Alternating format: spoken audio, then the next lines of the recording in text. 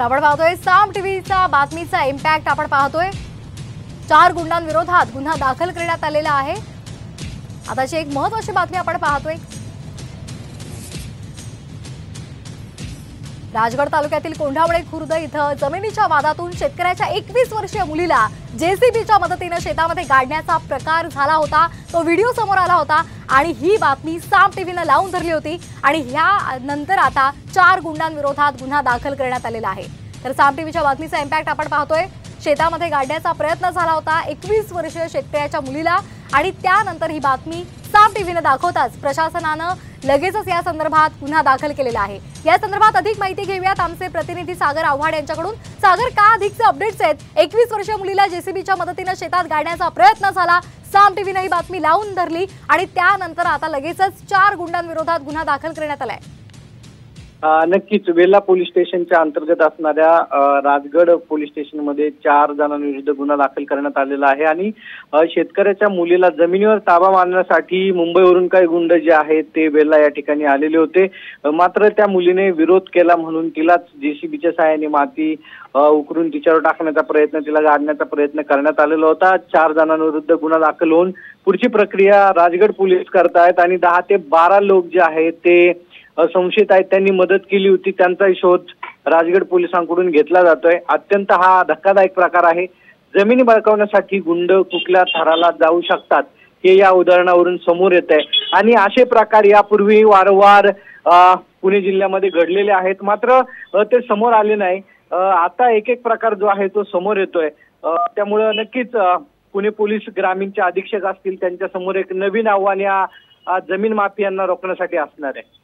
अगदी धन्यवाद आपण दिलेल्या माहितीसाठी। तर 4 गुंडांविरोधात गुन्हा दाखल करण्यात आलेला आहे।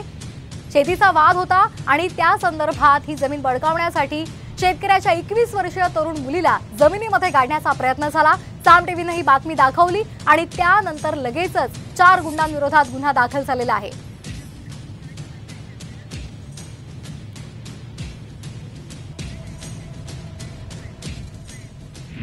पुण्याच्या प्रशासनावर राज्य सरकारचं लक्ष नाही अशी टीका सुप्रिया सुळेंनी दिलेली आहे।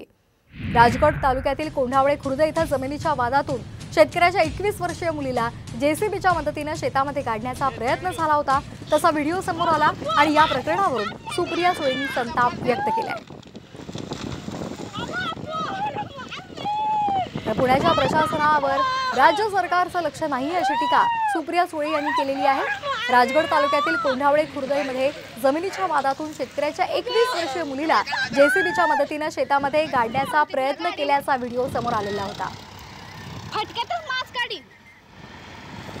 या संदर्भात 4 आरोपींवर गुन्हा सुद्धा दाखल करण्यात आलेला आहे।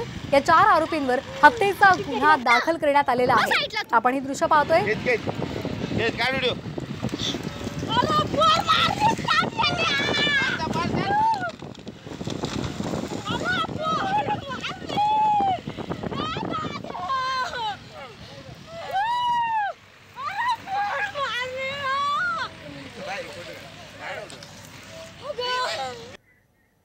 गुंडे आले होते, त्याच्यानंतर आम्ही शेतात काम करत होतो ना, त्यावेळेस ते आले आणि मग त्यांनी ना शेतात उखण्याचा ट्रॅक्टरने प्रयत्न केला। मग त्याच्यानंतर एका गुंडाने तिच्यावरून माती काढली तोंडावरची, तेव्हा आम्ही पाहिलं आणि मग तिला अख्खी मातीतली काढली आम्ही। त्याच्यानंतर तिला खूप जास्त लागलं होतं, पाय लागू लागले, पाय सुजले होते, तिला बसता येत नव्हतं, उठता सुद्धा येत नव्हतं, तिला बोलता पण येत नव्हतं। हिट अँड रन पुणे जिल्हा, त्यानंतर ड्रग्सचा व्हिडिओ पुणे जिल्हा। आता एका मुलीला वेल्ह्यामध्ये ज्या पद्धतीने जेसीबी घेऊन मारण्याचा प्रयत्न केला, पण ज्या पद्धतीने पुण्याची बदनामी ही गेल्या काही महिन्यात झालेली आहे ही अतिशय दुर्दैवी आहे। पण ड्रग्स असू दे, हिंजवडीमधली इन्व्हेस्टमेंट असू दे, हिट अँड रन केस असू दे, आपल्या पुण्याच्या वर प्रशासनाचं राज्याचं लक्ष नाही आणि त्याच्यामुळे या सातत्याने घटना होत आहेत।